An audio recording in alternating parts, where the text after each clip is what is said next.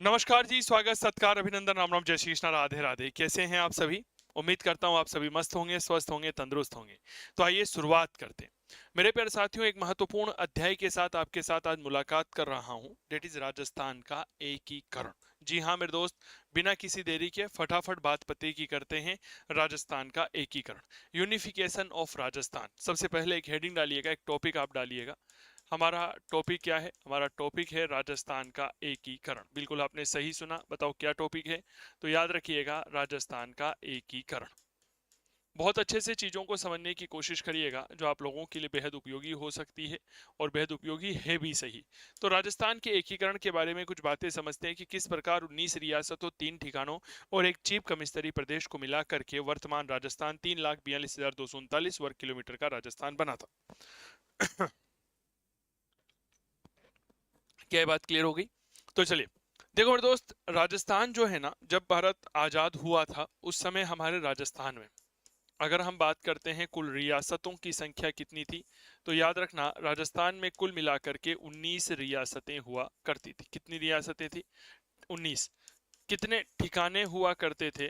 तो याद रखिएगा जी, ठिकानों की संख्या थी 3। इसके अलावा अगर मैं थोड़ी सी बात करता हूं, तो एक केंद्र शासित प्रदेश हुआ करता था। एक क्या था? केंद्र शासित प्रदेश हुआ करता था। नाम था एक, और इसका नाम था अजमेर मेरवाड़ा। बिल्कुल आपने सही सुना। क्या नाम था? तो याद रखना, अजमेर मेरवाड़ा यह केंद्र शासित प्रदेश हुआ करता था। क्या ये बात क्लियर हो गई? बिल्कुल सही सुना। 19 रियासतें थी, एक 3 ठिकाने थे और एक केंद्र शासित प्रदेश था। 3 ठिकानों की अगर मैं चर्चा करता हूं, तो एक लावा ठिकाना था, क्लियर, एक कुशलगढ़ था और एक नीमराणा था। 19 रियासतों की बात करता हूं तो देखिएगा, अलवर, भरतपुर, धौलपुर और करौली। ठीक है। इसके बाद आप सीधा आगे बढ़िएगा, कोटा, बूंदी, झालावाड़, डूंगरपुर, बांसवाड़ा, प्रतापगढ़, टोंक थी, किशनगढ़ थी, शाहपुरा थी, मेवाड़ थी, जयपुर थी हमारे, मेवाड़ यानी कि उदयपुर, जयपुर थी, जोधपुर थी हमारे, जैसलमेर थी, बीकानेर थी। ठीक है। और अंतिम रियासत सिरोही थी। तो ये 19 रियासतें हुआ करती थी। इन सबको मिलाकर के जो वर्तमान राजस्थान बना, मेरे प्यारे साथियों याद रखिएगा, वही क्या कहलाया? कहीं ना कहीं राजस्थान बनाया। यह जिस प्रक्रिया के तहत राजस्थान बना, यही प्रक्रिया हमारे इतिहास में क्या कहलाई? याद रखिएगा जी, राजस्थान का एकीकरण कहलाई। बताओ क्या कहलाई? तो मेरे दोस्त याद रखिएगा, राजस्थान का एकीकरण यह कहलाई। क्लियर हो गई? तो 19 रियासतों, 3 ठिकानों और एक केंद्र शासित प्रदेश को मिलाकर के जिस प्रक्रिया के तहत राजस्थान बना, यही क्या कहलाई मेरे दोस्त? कहीं ना कहीं राजस्थान का एकीकरण कहलाई। अब याद रखो, मूल रूप से राजस्थान के एकीकरण में अनेक बाधाएं थी। ये राजा वर्ग जो थे ना, ये बहुत आसानी से एकीकरण करने वाले थोड़ी थे। अगर राजस्थान में एकीकरण हो जाता, भारत संघ में विलय हो जाता, तो इनकी तो स्वतंत्रता खत्म हो जाती भाई साहब। हाँ, ये कैसे राज कर पाते? इनके तो राजा महाराजाओं के जो ठाठ बाट थे वो खत्म होने वाले थे, क्योंकि फिर तो प्रशासन सरकार के द्वारा चलाया जाता। अब इस प्रक्रिया को अंजाम तक पहुंचाने के लिए भारत सरकार ने 5 जुलाई सन 1947 को एक निर्णय लिया। 5 जुलाई 1947 को निर्णय लिया कि हम जो हमारा भारत है, इस भारत के गृह मंत्री है, नाम है सरदार वल्लभ भाई पटेल, उनकी अध्यक्षता में एक रियासती विभाग की स्थापना करें। इस रियासती विभाग के सचिव बनाए जाएंगे वीपी मेनन। बहुत अच्छे से सुनना। तो मेरे प्यारे साथियों, हमारे भारत में क्या स्थापित किया गया? याद रखना, 5 जुलाई 1947 को क्या स्थापित किया गया? तो भैया हमारे यहां पर स्थापित किया गया रियासती विभाग। बिल्कुल आपने सही सुना। क्या स्थापित किया गया? तो भाई साहब हमारे यहां स्थापित किया गया रियासती विभाग। रियासती विभाग के मंत्री किसे बनाया गया? तो याद रखना जी, मंत्री बनाया गया सरदार वल्लभ भाई पटेल को। ये सरदार वल्लभ भाई पटेल वही है जो इस समय कौन है? याद रखना, कहीं ना कहीं भारत के गृह मंत्री है। ये सरदार वल्लभ भाई पटेल वही है जिन्हें हम क्या कहते हैं? भारत का लौह पुरुष कहते हैं। ये सरदार वल्लभ भाई पटेल वही है जिनके कंधों पर भारत के एकीकरण की जिम्मेदारी है। ये सरदार वल्लभ भाई पटेल वही है जिन्होंने बारदोली किसान आंदोलन का नेतृत्व किया था। क्लियर? चलिए, यहां पर सचिव का पद दिया गया वीपी मेनन को। सचिव का पद किसे दिया? तो याद रखना जी, वीपी मेनन को सचिव का पद दिया गया। तो रियासती विभाग के मंत्री बनाए गए सरदार वल्लभ भाई पटेल। यह मंत्री का पद दिया गया किसे? वीपी मेनन को। सॉरी, सचिव का पद दिया गया वीपी मेनन को। अब रियासती विभाग एक निर्णय लेता है। क्या निर्णय लेता है? कि ऐसी रियासतें जिनकी जनसंख्या 10 लाख और से ज्यादा है और वार्षिक आय 1 करोड़ रुपए से ज्यादा है, वह रियासतें अपना स्वतंत्र अस्तित्व रख सकती है। क्या निर्णय दिया? याद रखना, आय कितनी होनी चाहिए? वार्षिक आय 1 करोड़ से वार्षिक आय 1 करोड़ से ज्यादा और जनसंख्या कितनी होनी चाहिए? 10 लाख से ज्यादा। तो वह रियासतें अपना स्वतंत्र अस्तित्व बनाए रख सकती है। तो रियासती विभाग का निर्णय क्या था? निर्णय को समझिएगा भाई साहब। निर्णय था कि आपकी जो जनसंख्या है कितनी होनी चाहिए? 10 लाख से ज्यादा। आपकी वार्षिक आय कितनी होनी चाहिए? बहुत अच्छे से चीजों को समझिएगा। तो याद रखिएगा, आपकी वार्षिक आय होनी चाहिए 1 करोड़ से ज्यादा। अगर आप इन सब को फॉलो करते हैं तो आप क्या रख सकते हैं जी? अपना स्वतंत्र अस्तित्व बनाकर रख सकते हैं। क्या ये बात क्लियर हो गई? स्वतंत्र अस्तित्व बनाकर रख सकते हैं। अब साहब, क्या यहाँ पर हमारी 19 देशी रियासतों में से क्या कुछ ऐसी रियासतें थी जो अपना स्वतंत्र अस्तित्व बनाकर रख सकती थी, यानी कि वह रियासती विभाग के इस निर्णय पर कायम हो? या हम ऐसा कह सकते हैं कि रियासती विभाग के अंतर्गत उन्हें स्वतंत्रता प्राप्त होने का पूरा अधिकार था? बिल्कुल था सर। तो कौन कौन सी रियासतें थी, थोड़ा सा समझिएगा। इस निर्णय पर हमारे राजस्थान की 4 रियासतें आती थी। कितनी रियासतें आती थी साहब? याद रखना जी, 4 रियासतें आया करती थी। 4 रियासतें कौन सी थी?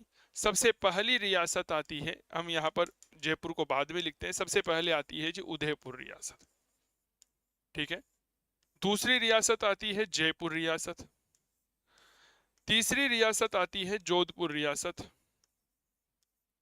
और चौथी रियासत आती है बीकानेर रियासत। भाई साहब, ये वो रियासतें थी जो अपना स्वतंत्र अस्तित्व बनाकर रख सकती थी। क्या ये बात क्लियर हो गई? इन रियासतों को किसका अधिकार था? इन रियासतों को अपनी स्वतंत्र सत्ता को स्थापित करने का अधिकार था। ये रियासतें रियासती विभाग के इस निर्णय को फॉलो करती थी कि हाँ, हमारी जनसंख्या 10 लाख से ज्यादा है, हमारी वार्षिक आय 1 करोड़ से ज्यादा है, हम स्वतंत्र अस्तित्व बनाए रख सकते हैं। उदयपुर, जयपुर, जोधपुर और बीकानेर। तो क्या मैं ऐसा कह सकता हूं क्या कि यह राजस्थान के एकीकरण के दौरान एक बड़ी मछली हो गई?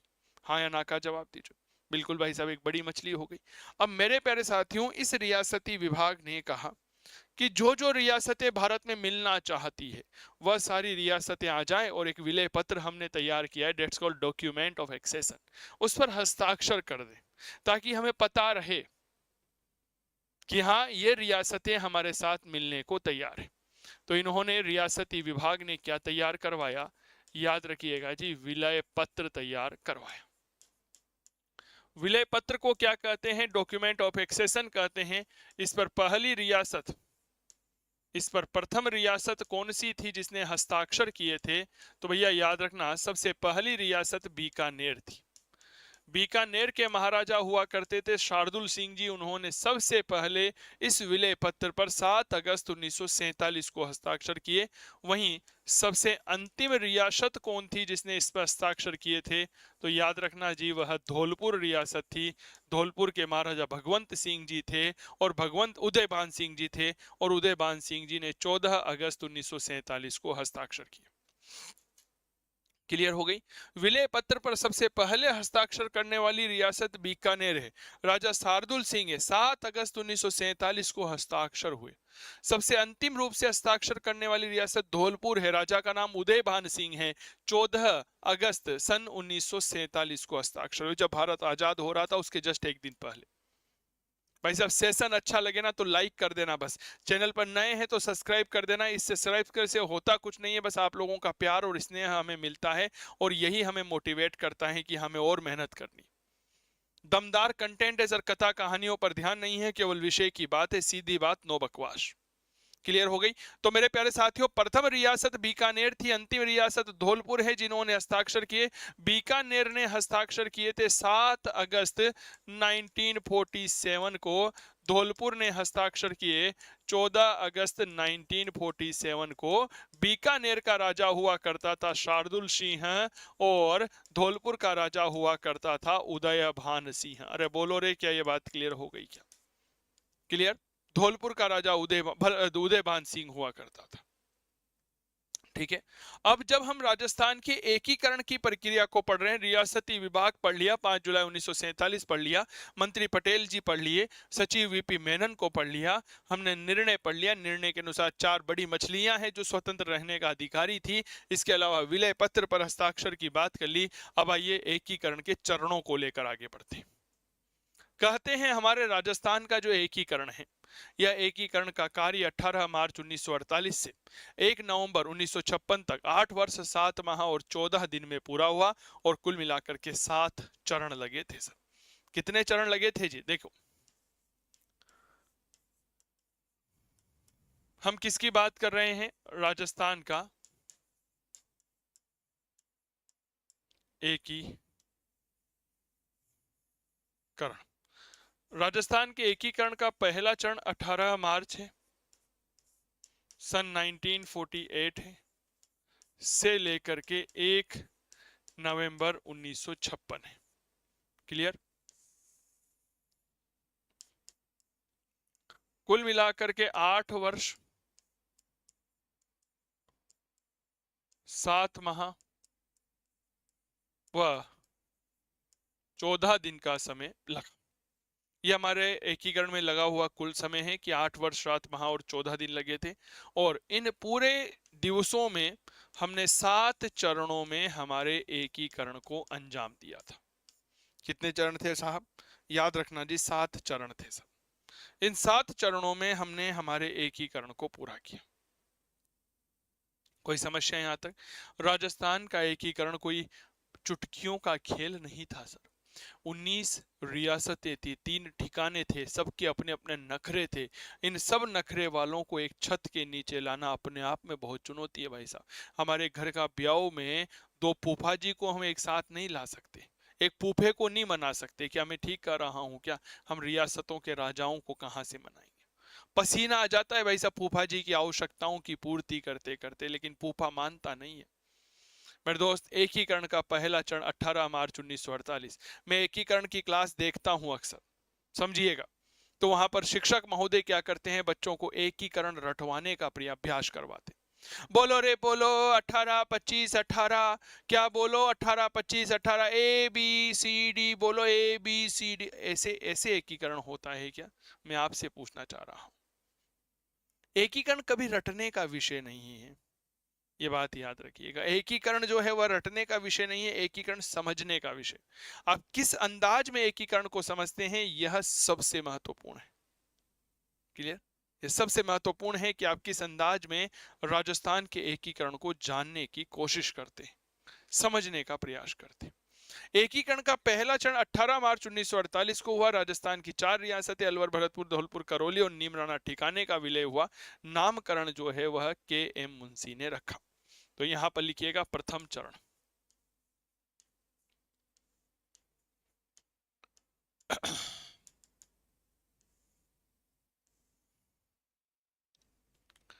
प्रथम चरण का नाम लिखिए मत्स्य संघ।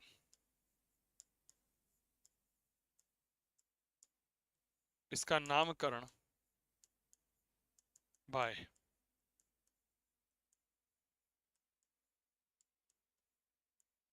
कन्हैया लाल माणिक्य लाल मुंशी, इन्होंने इसका नामकरण किया था। तारीख लिख लो भैया। एकीकरण की पहली तारीख जो है ना वह आपके 18 मार्च सन 1948 है। रियासत यहां पर याद रखिएगा कि साहब कौन कौन सी रियासतें जो हैं उनका विलय किया गया। अक्सर बच्चे याद करते हैं कि सर ए बी सी और डी। भाई साहब सब कुछ समझ में आ गया कि ए से तो बना दिया अलवर, मेरे समझ में आ गई। हमने बी से बना दिया जी भरतपुर, ये भी समझ में आ गया। हमने डी से जो है वह बना दिया धौलपुर, यह भी समझ में आ गया। पर यह समझ में नहीं आया कि सी से करौली कैसे बना। क्या ये बात क्लियर हो गई कि हम करौली की स्पेलिंग सी से शुरू करते हैं तो ये चरोली हो जाता है। पर भाई साहब कोई बात नहीं जी, याद करना है अपने को तो है। तो इन्होंने सी से क्या लिख दिया, Karauli, A B C D, Alwar, Bharatpur, Dholpur और करौली, इनका विलय कर दिया। अलवर रियासत आ गई तो याद रखिएगा इसका एक ठिकाना था जिसका नाम था नीम राणा। ये नीम राणा ठिकाना अपने आप आ गया। बताओ भाई यहां तक कोई समस्या? तो 4 रियासतें और एक ठिकाने का विलय एकीकरण के पहले चरण में किया गया। 4 रियासतें थी, अलवर, भरतपुर, धौलपुर और करौली, प्लस नीमराणा ठिकाना। नीमराणा वर्तमान में कोटपुतली बहरोड जिले में आपके यह पड़ता है। अब मेरा अगला प्रश्न आया कि साहब इसकी राजधानी क्या बनी, है ना भैया? यह पहला अवसर था जब मत्स्य संघ की राजधानी को बनाया गया अलवर। अलवर जो है वह मत्स्य संघ की राजधानी बनी। मत्स्य संघ का नाम कन्हैयालाल माणिक्यलाल मुंशी के प्रस्ताव पर रखा गया था। राजधानी अलवर को बनाया गया। राज प्रमुख का पद दिया गया धौलपुर के महाराजा उदयभान सिंह को। ठीक है, राज प्रमुख।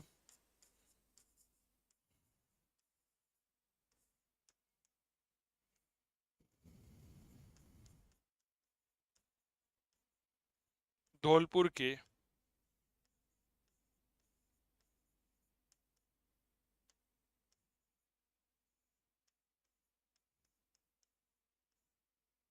उदयभान सिंह। क्लियर हो गई?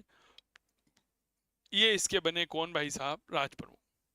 सर उपराज प्रमुख के तौर पर करौली के महाराजा गणेश पाल सिंह और अलवर के महाराजा तेज सिंह, इन दोनों को यह पद दिया गया। तो यहां पर लिखेंगे उपराज प्रमुख।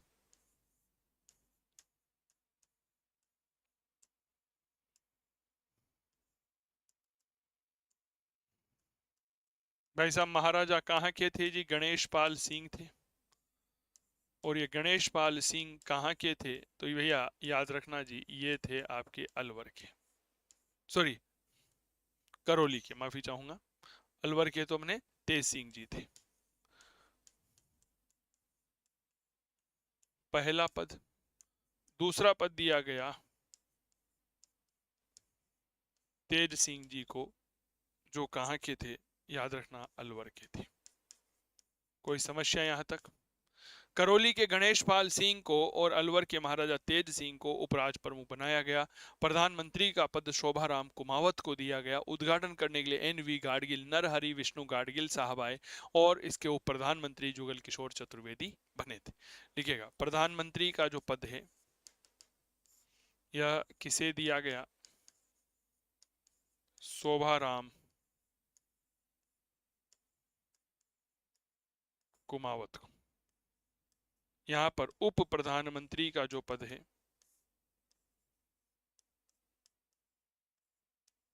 यह जुगल किशोर चतुर्वेदी को दिया गया। किसने उद्घाटन किया था?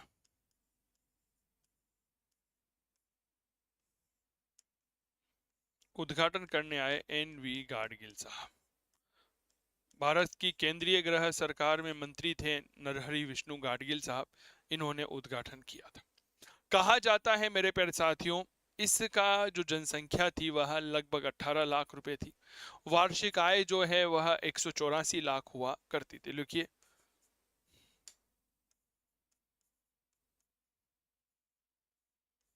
वार्षिक आय, मत्स्य संघ की वार्षिक आय कितनी थी? तो भैया याद रखना 184 लाख, यानी कि 1,84,00,000। ठीक है, जनसंख्या 18 लाख हुआ करती थी।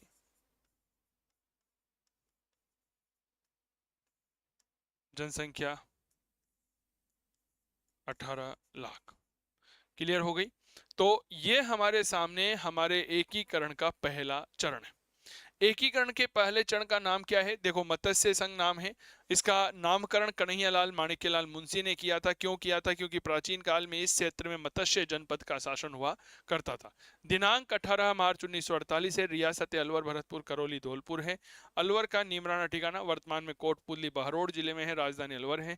राज प्रमुख धौलपुर के महाराजा उदय भान सिंह हैं। उपराज प्रमुख गणेश पाल सिंह करौली को बनाया गया।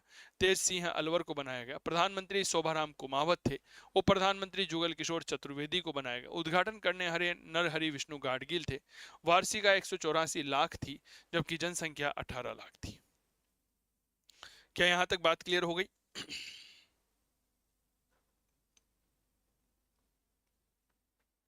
क्लियर साहब?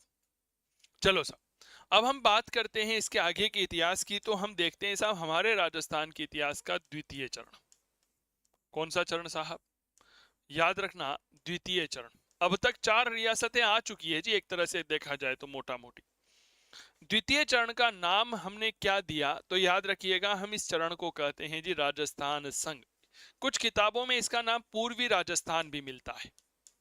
क्या मिलता है? पूर्वी राजस्थान, लेकिन यह होता है राजस्थान संघ। अब देखो साहब, इसकी दिनांक देखिए। अक्सर विद्यार्थी कहते हैं सर कैसे याद रखें। मैंने कहा भाई पहला चरण कब हुआ? मैं रटाने पे ध्यान नहीं देता, 18, 25, 18 वो मुझसे नहीं होता।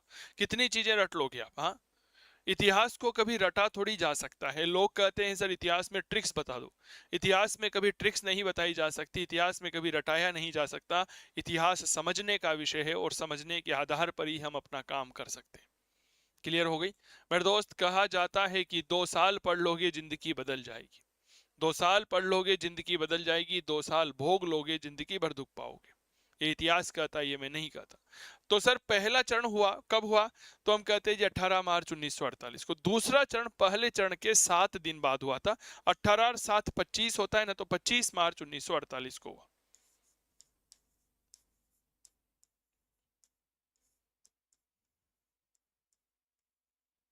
नाइनटीन 48। कोई समस्या? थोड़ी सी रियासतें देखिए कि कौन कौन सी रियासतें इसमें आई थी। देखो, सबसे पहले इसमें पूरी हाड़ौती आ गई। क्या आ गई जी? हाड़ौती आ गई। हाड़ौती में क्या क्या आता है? तो हम कहते हैं साहब कोटा आता है, बूंदी आता है, झालावाड़ आता है। इसमें वागड़ प्रदेश आ गया। वागड़ प्रदेश में धौलपुर, सॉरी, डूंगरपुर, बांसवाड़ा और प्रतापगढ़।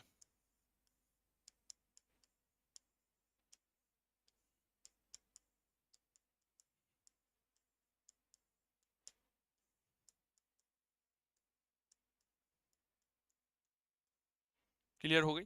राजस्थान की शाहपुरा रियासत आ गई जो सबसे छोटी थी। एकमात्र मुस्लिम रियासत टोंक आ गई। इसके अलावा अगर मैं थोड़ी सी और बात करता हूं तो याद रखिएगा जी किशनगढ़ आ गई।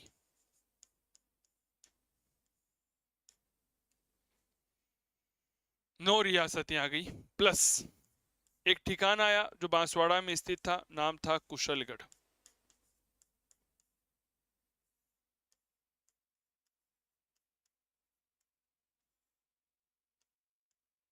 क्लियर? कुशलगढ़ ठिकाना आ गया। लिख लो यहां तक। जब हम इतिहास विषय की परिचर्चा करते हैं तो द्वितीय चरण राजस्थान संघ है। इसका दिनांक 25 मार्च 1948 को गठन हुआ। हाड़ौती में कोटा, बूंदी, झालावाड़, वागड़ में डूंगरपुर, बांसवाड़ा, प्रतापगढ़, शाहपुरा, टोंक, किशनगढ़ रियासतें आ गई और एकमात्र ठिकाना जिसका नाम था कुशलगढ़। इसकी राजधानी कोटा को बनाया गया। उप राज प्रमुख का पद कोटा महाराव भीम सिंह को दिया गया। तो लिखो कुछ बातें। यही लिखवा दूं क्या?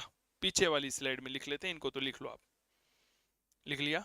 चलो जी, यही लिख लो, थोड़ा सा लिखिए। राज प्रमुख किसे दिया भैया? ये दिया गया भीम सिंह जी को। और भीम सिंह जी कहाँ के थे? कोटा के। इसीलिए इसकी राजधानी क्या बनी?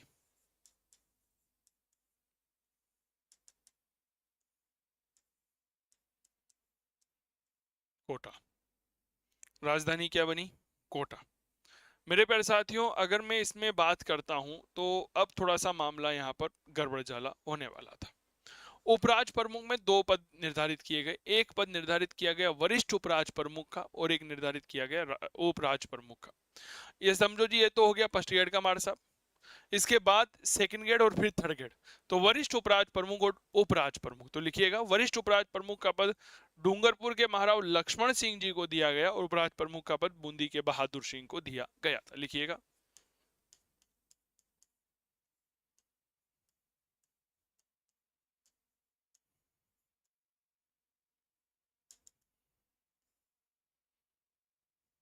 ठीक है। डूंगरपुर के महाराव हुआ करते थे, नाम था लक्ष्मण सिंह जी।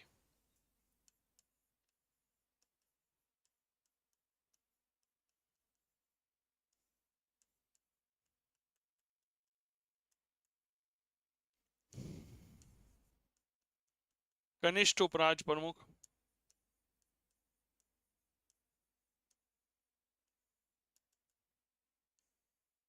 यह पद दिया गया हमारे इतिहास में बहादुर सिंह जी हाड़ा को। और ये बहादुर सिंह जी हुआ करते थे बूंदी के राजा। क्या बात क्लियर हो गई? कोई समस्या यहां तक नहीं होगी। प्रधानमंत्री का पद गोकुललाल असावा को दिया गया। शाहपुरा के बड़े नेता थे।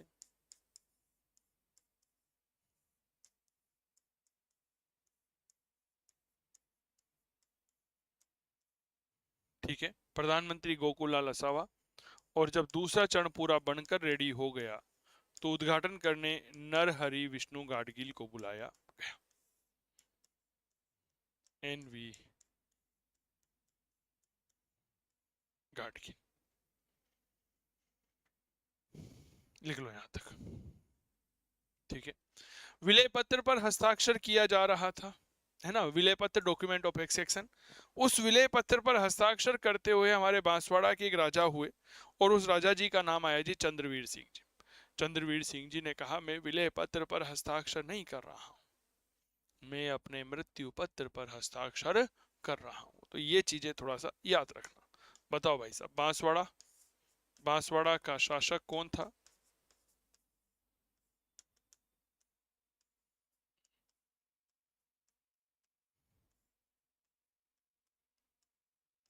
चंद्रवीर सिंह। इन्होंने क्या कहा कि मैं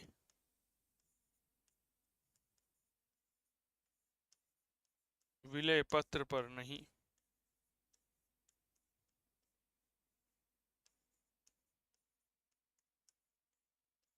अपितु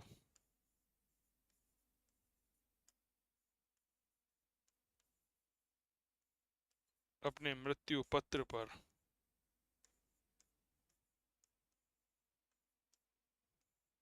हस्ताक्षर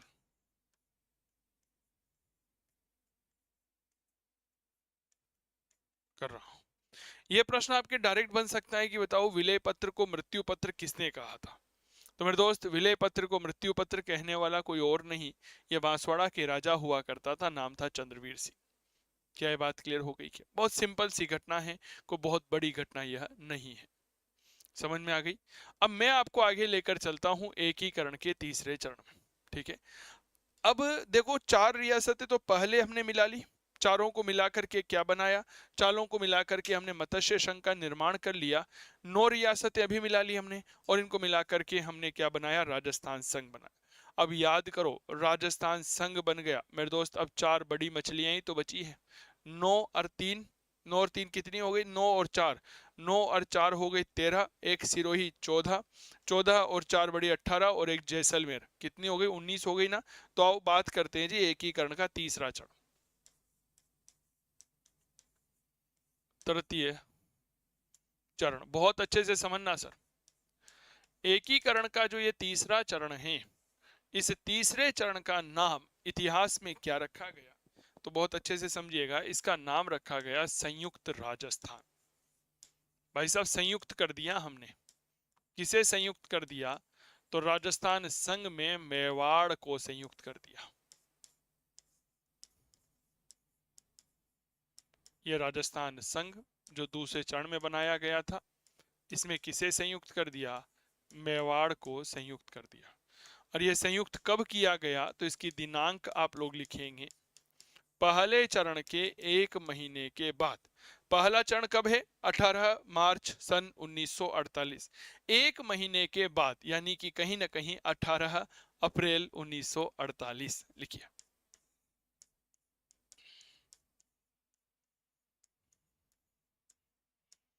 18 अप्रैल 1948।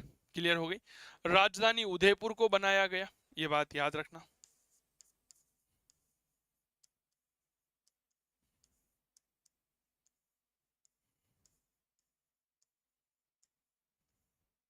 राज प्रमुख का पद इस बार उदयपुर के महाराजा को दिया गया, नाम था भीम सिंह जी।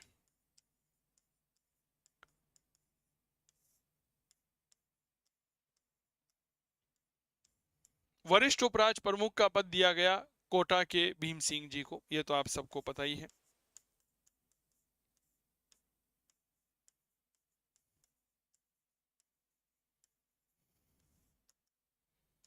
भाई जो पहले राज प्रमुख रह गया उसको बड़ा पद देना पड़ेगा ना, तो ये दिया गया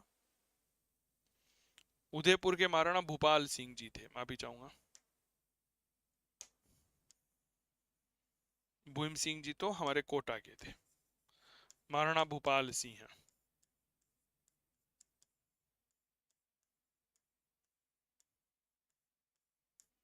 ठीक है, वरिष्ठ उपराज प्रमुख का पद दिया गया कोटा के महाराव भीम सिंह को।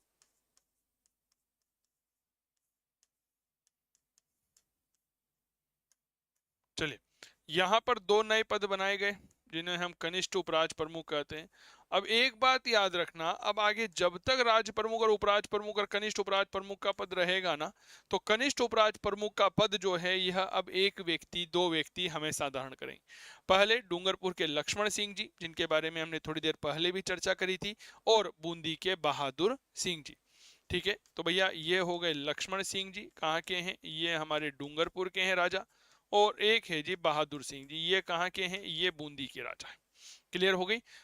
कनिष्ठ राज प्रमुख का पद हमेशा दो व्यक्ति धारण करेंगे, लक्ष्मण सिंह जी, बहादुर सिंह जी। वरिष्ठ उपराज प्रमुख में एक व्यक्ति फिक्स हो गया, भीम सिंह जी। ठीक है, इसमें एक व्यक्ति और जोड़ देंगे भविष्य में जब चौथा चरण होगा, जोधपुर का महाराजा हनुमंत सिंह जी। हनुमंत सिंह जी वही है जो बीच में पाकिस्तान जाने की जिद करने लगे थे, क्योंकि मोहम्मद अली जिन्ना ने इन्हें कराची का बंदरगाह उपयोग करने की अनुमति दी थी।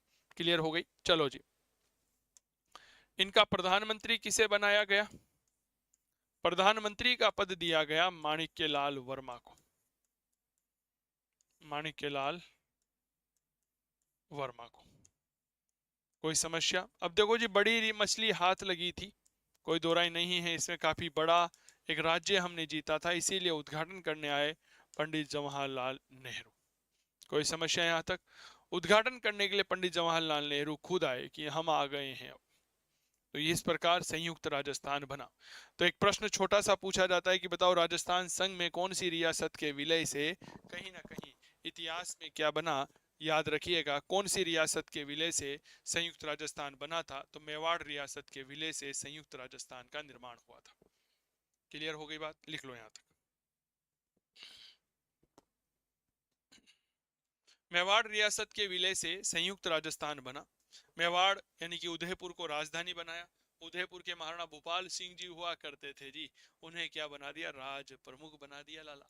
हाँ, कितने अच्छे विद्यार्थी हैं आप लोग।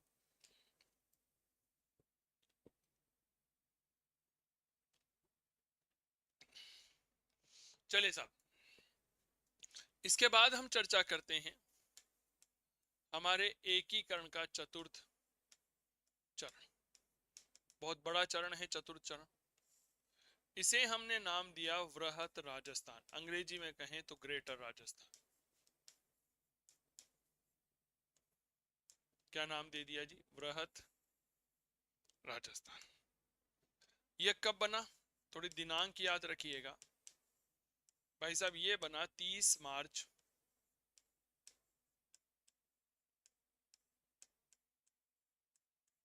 1949।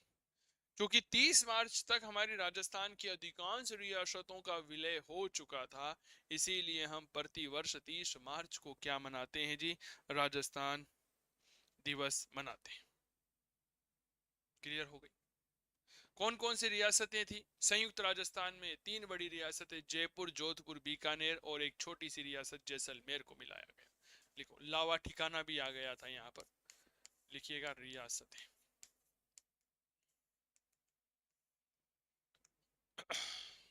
रियासतें कौन कौन सी थी? तो भैया इसके पहले हमने बनाया था संयुक्त राजस्थान। इस संयुक्त राजस्थान में हमने क्या क्या मिलाया, समझिएगा, देखिएगा। संयुक्त राजस्थान में मेरे प्यारे साथियों हमने मिलाया जयपुर। कोई समस्या? लो साहब, जयपुर मिलाया, हमने मिला दिया भाई साहब जोधपुर। जोधपुर मिला दिया, हमने मिलाया जी बीकानेर। बीकानेर मिला दिया, हमने मिलाया जैसलमेर। प्लस एक ठिकाना जो बचा हुआ था, नाम था लावा। यह हो गया सर। अधिकांश रियासतें आ गई, एक रियासत बची है, नाम है सिरोही। 2 चरणों में उसको लेंगे। क्या ये बात क्लियर हो गई? तो अधिकांश रियासतों का विलय हो गया, इसीलिए हम 30 मार्च को क्या मनाते हैं? और राजस्थान दिवस मनाते हैं।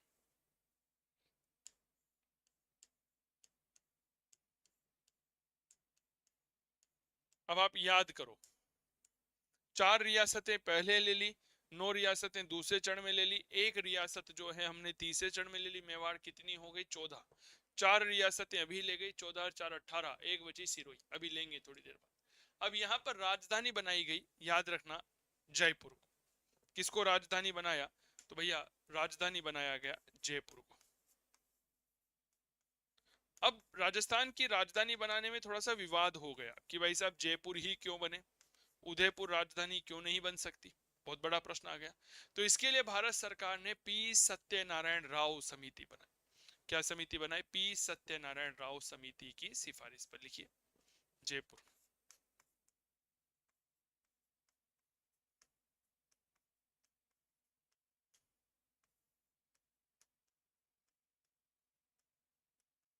इस समिति ने कहा जी जयपुर के विस्तार की संभावनाएं बहुत है, जयपुर के विस्तार की संभावनाएं बहुत है, इसीलिए जयपुर राजधानी बनेगी। इसमें 2 सदस्य थे, एक का नाम था वी विश्वनाथन और एक का नाम था वी के गुप्ता।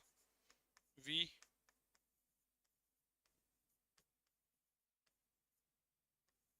विश्वनाथन और एक नाम था वी के गुप्ता। तो राजधानी जयपुर को बनाया पी सत्यनारायण राव समिति की सिफारिश पर। इसके 2 सदस्य थे, वी विश्वनाथन और वी के गुप्ता।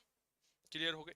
कहा उदयपुर पहाड़ी इलाके में है, डेवलपमेंट संभव नहीं है। जयपुर जो है मैदानी इलाके में है, विकास संभव है, अधिकांश ट्रेनों की कनेक्टिविटी है, फ्लाइट है, एयरपोर्ट है, सब कुछ है जी। तो जयपुर को बनाते। अब क्या करें भाई साहब? उधर भोपाल सिंह जी ने कहा जी उदयपुर को बनाओ। भोपाल सिंह जी से कहा जी शांति रखो भोपाल सिंह जी, आप मेवाड़ के राजा हैं, हम आपको महाराज प्रमुख बना रहे, राज प्रमुख ने महाराज प्रमुख बना रहे। तो थोड़ा सा प्रशासन के ढांचे को समझिए।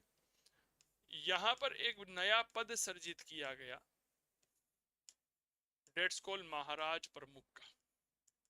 और महाराज प्रमुख का यह सुंदर सा पद जो है, यह किसे दिया गया? ये दिया गया हमारे भोपाल सिंह जी।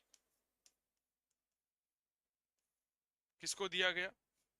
ये दे दिया हमने भोपाल सिंह जी। भोपाल सिंह जी जो हैं यह हमारे मेवाड़ के राजा थे। भोपाल सिंह जी को एक नया पद प्रदान किया गया। क्या बात क्लियर हो गई? तो कहाँ के थे ये? उदयपुर के थे, हम सब जानते हैं। राज प्रमुख का जो पद है, जो मेन पद था, वह दिया गया हमारे मान सिंह जी को।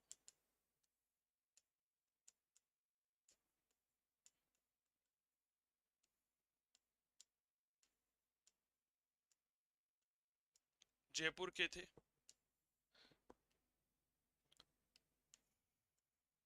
वरिष्ठ उपराज प्रमुख,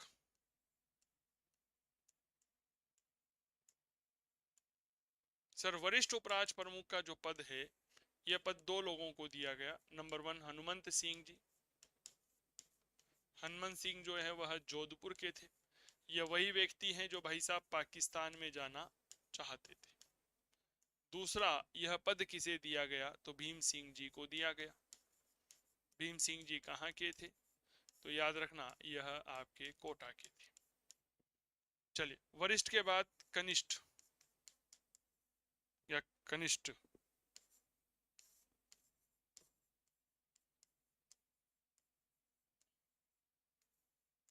उपराज प्रमुख का जो पद है यह लक्ष्मण सिंह जी को दिया गया, जो आपके डूंगरपुर के थे, और एक बहादुर सिंह जी को दिया गया जो आपके बूंदी के थे। क्लियर हो गई क्या बात। आप सोचो, मतलब पद बांटे गए सर। उद्घाटन करने के लिए स्वयं सरदार वल्लभ भाई पटेल आए कि मैं जाऊंगा जी, है ना। उद्घाटन करता कौन थे, सरदार पटेल। ये लो सर, भारत सरकार ने इन्हें भेजा कि भाई आप जाओ, आज आप ही की बदौलत जो है वह राजस्थान का एकीकरण पूरा हो पाया है। आप कभी अगर मौका मिले तो जयपुर के सिटी पैलेस में जाइएगा, है ना। जयपुर के जब आप सिटी पैलेस में घूमने जाएंगे तो अंदर स्क्रीन लगी हुई है, उस स्क्रीन में सरदार वल्लभ भाई पटेल जब राजस्थान में आए, जयपुर में आए, और जब राजस्थान जयपुर को राजधानी बनाया गया, मान सिंह जी को राज प्रमुख का पद दिया गया, तो उसकी वीडियोस चलती है उसमें। क्या बात क्लियर हो गई, हाँ ना का जवाब दीजिएगा। प्रधानमंत्री का जो पद है यह हमने दिया जयपुर के बड़े नेता हीरालाल शास्त्री को। चौथे चरण, पांचवें चरण में प्रधानमंत्री का नाम बदल करके जो है वो मुख्यमंत्री हो जाएगा, ये बात याद रखना। तो ये है हमारे एकीकरण का चौथा चरण। वृहत राजस्थान है, 30 मार्च 1949 को बनाया गया। 30 मार्च को हमारे राजस्थान की अधिकांश रियासतों का एकीकरण कर दिया गया, इसीलिए हम प्रतिवर्ष 30 मार्च को राजस्थान दिवस मनाते हैं। संयुक्त राजस्थान में जयपुर, जोधपुर, बीकानेर, जैसलमेर, लावा ठिकाने को मिलाया गया। राजधानी जयपुर थी। पी सत्यनारायण समिति की सिफारिश पर इसके 2 सदस्य थे, वी विश्वनाथन और वी के गुप्ता। महाराज प्रमुख का पद भूपाल सिंह जी को दिया गया, मेवाड़ के थे। राज प्रमुख का पद मान सिंह जी को दिया, जयपुर के थे। वरिष्ठ उपराज प्रमुख हनुमंत सिंह जी जोधपुर, भीम सिंह जी कोटा। कनिष्ठ उपराज प्रमुख लक्ष्मण सिंह जी डूंगरपुर के हैं, बहादुर सिंह जी बूंदी के हैं। क्लियर हो गई। उद्घाटन करने सरदार वल्लभ भाई पटेल आए, प्रधानमंत्री हीरालाल जी शास्त्री आए। चौथे चरण में मूल रूप से सभी रियासतों को कुछ करने के लिए कुछ ना कुछ दिया गया।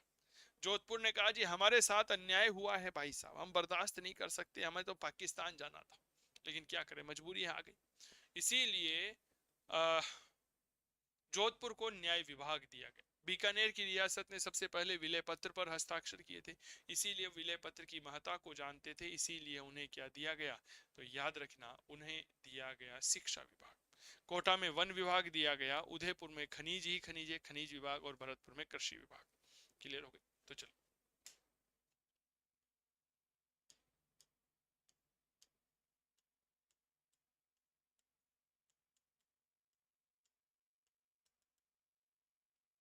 इस चरण के तहत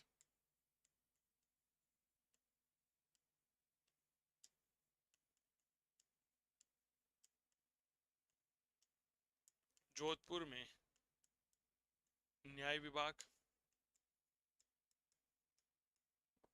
कोटा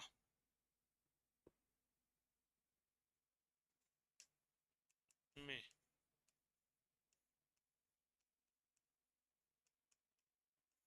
वन विभाग,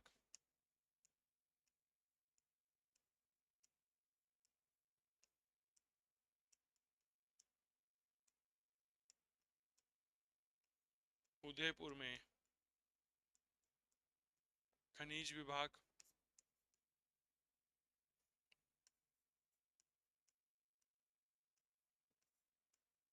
भरतपुर में कृषि विभाग,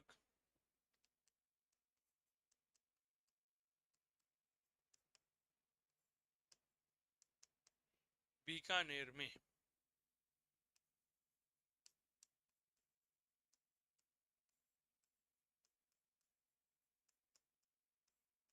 शिक्षा विभाग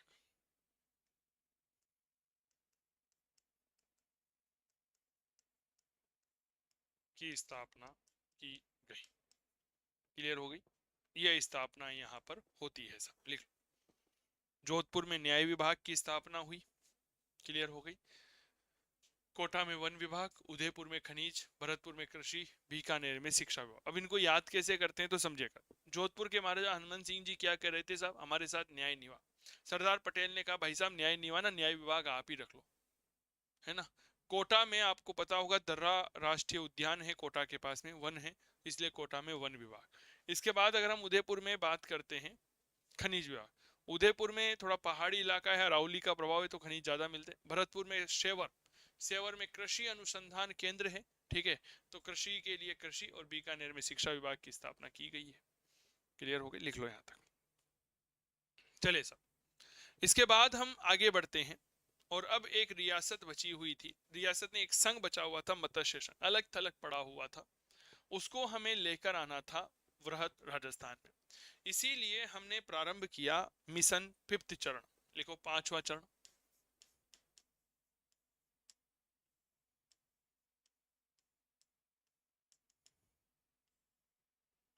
पांचवा चरण जो है इसे कहा जाता है संयुक्त वृहत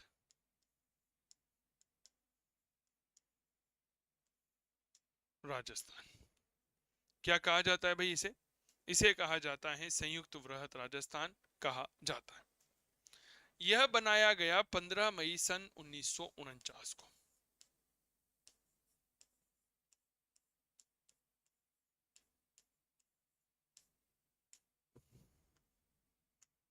15 मई 1949 को एक समिति बनी, शंकर राव देव समिति। उसमें 2 सदस्य थे, आर के सिद्धा और प्रभु दयाल। उन्होंने कहा जी मत्स्य संघ क्यों अलग अलग पड़ा हुआ है, इनको एक करो ना, इनको क्या करो, एक करो। तो शंकर राव देव समिति की सिफारिश पर मत्स्य संघ का विलय वृहत राजस्थान में कर दिया गया। तो लिखिए शंकर देव राव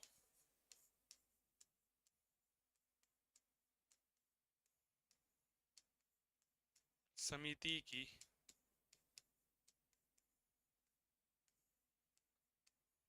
सिफारिश पर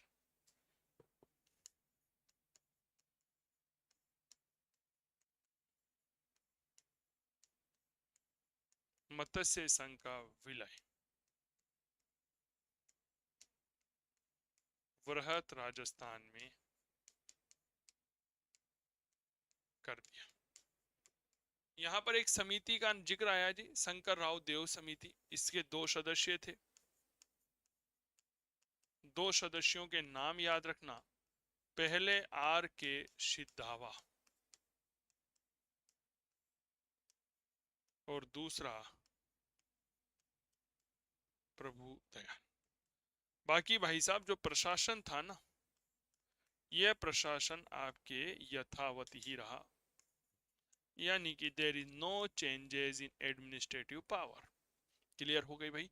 प्रशासन का ढांचा पूर्ववत, पूर्ववत का मतलब क्या है, राजधानी जयपुर रही। महाराज प्रमुख का जो पद है भोपाल सिंह जी के पास रहा। राज प्रमुख जयपुर के मान सिंह जी के पास रहा। वरिष्ठ उपराज प्रमुख का पहला पद हनुमान सिंह जी जोधपुर के पास, दूसरा पद कोटा के भीम सिंह जी। कनिष्ठ उपराज प्रमुख का जो पद है यह पहला लक्ष्मण सिंह जी डूंगरपुर और दूसरे कोटा के बहादुर सिंह जी के पास रहा।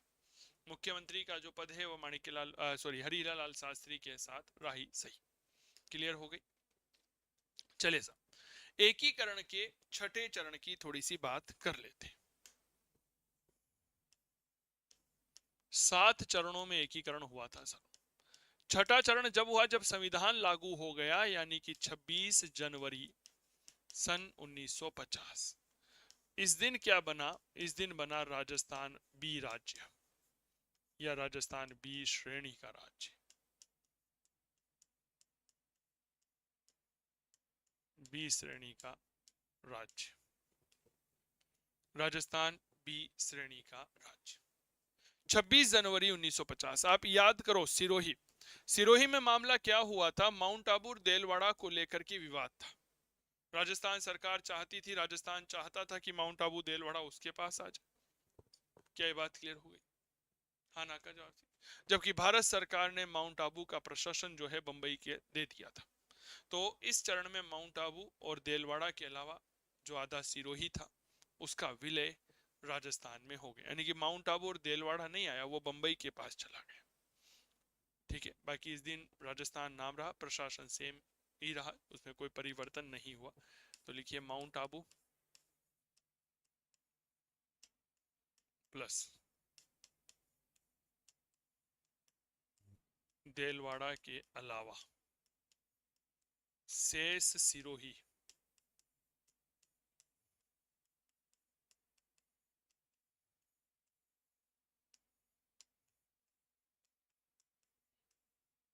का विलय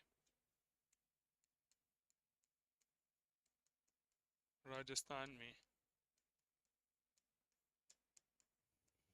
कर दिया गया।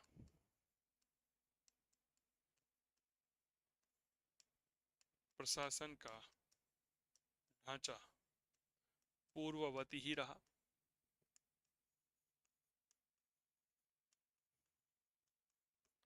आधिकारिक रूप से राज्य का नाम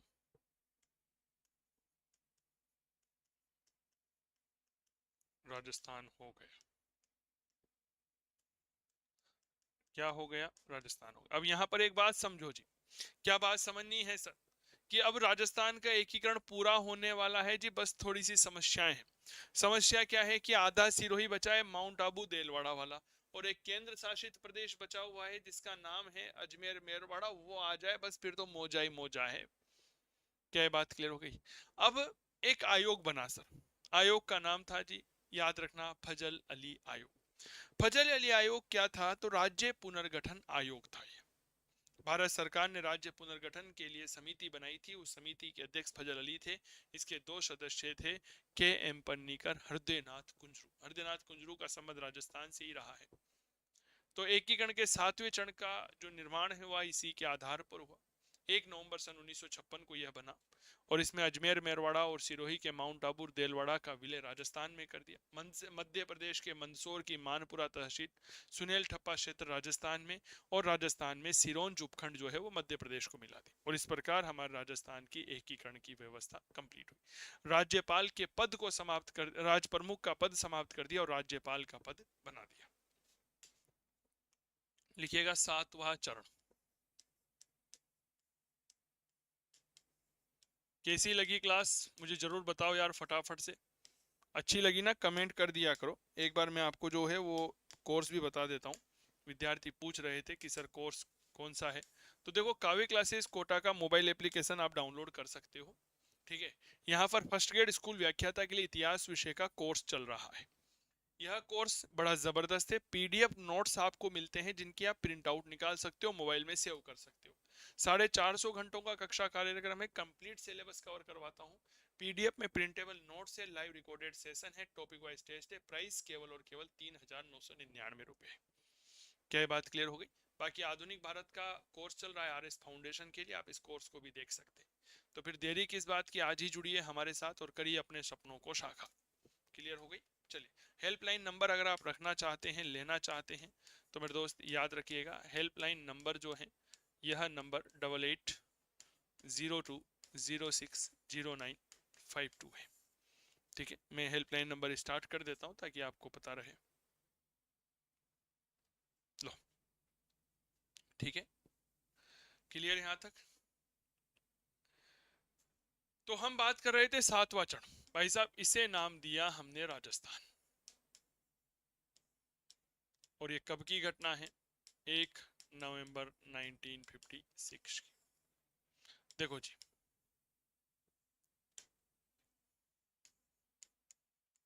बनाया गया राज्य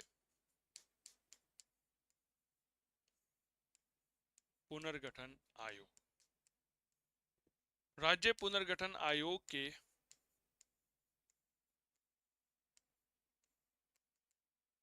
अध्यक्ष कौन थे? तो राज्य पुनर्गठन आयोग के अध्यक्ष थे फजल अली।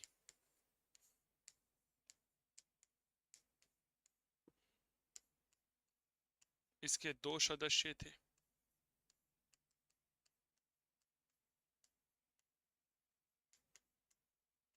के एम पन्नीकर, हृदयनाथ कुंजरू। ठीक है, अब साहब इस चरण में क्या हुआ, माउंट आबू प्लस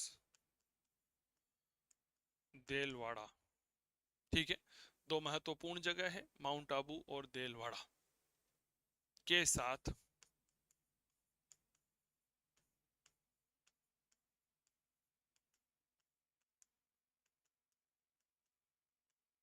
अजमेर मेरवाड़ा का क्षेत्र राजस्थान में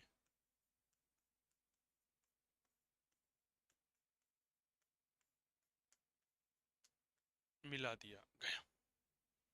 अब मध्य प्रदेश, मध्य प्रदेश में एक जगह मंदसौर, यहां पर हुआ करती थी मानपुरा तहसील और इनमें था सुनेल ठप्पा क्षेत्र, जिसे हम झालावाड़ में सुनेल बोलते हैं। इन सुनेल ठप्पा को कहां मिलाया, राजस्थान में मिला दिया। भाई साहब हमारे राजस्थान में सिरोंज उपखंड हुआ करता था, हमने यह सिरोंज उपखंड कहां मिला दिया, मध्य प्रदेश में मिला दिया। इसी दिन राजस्थान में राज प्रमुख पद की व्यवस्था को समाप्त किया गया और राज्यपाल पद की व्यवस्था को प्रारंभ किया गया। राज्यपाल पद की जो व्यवस्था है, इसी के अंतर्गत राजस्थान के पहले राज्यपाल बने गुरुमुख निहाल सिंह, जिनका कार्यकाल की दृष्टिकोण से सबसे लंबा टेन्योर रहा है। क्या ये बात क्लियर हो गई? इनके बाद काफी महत्वपूर्ण इतिहास हम देखने को मिलते हैं। क्या बात क्लियर हो गई? तो और मुख्यमंत्री इस समय मोहनलाल सुखाड़िया थे। इसी के साथ हमारे राजस्थान के एकीकरण के 7 चरण पूरे हुए। क्या ये बात क्लियर हो गई? तो यह क्लास आप सभी प्यारे साथियों के लिए बेहद उपयोगी थी। मेरे दोस्त जुड़ना चाहते हैं हमारे साथ, करना चाहते हैं इतिहास विषय की बात, दोहरी किस बात की, आज ही डाउनलोड करिए काव्य क्लासेस कोटा का मोबाइल एप्लीकेशन, जहां पर आप कर सकते हैं अपने सपनों को साकार। बहुत बहुत धन्यवाद। जय हिंद, जय भारत। अपना ध्यान रखिए, स्वस्थ रहें, मस्त रहें, तंदुरुस्त रहें, करते रहें इतिहास की बात चंदू जैन के साथ। बहुत बहुत धन्यवाद, नमस्कार।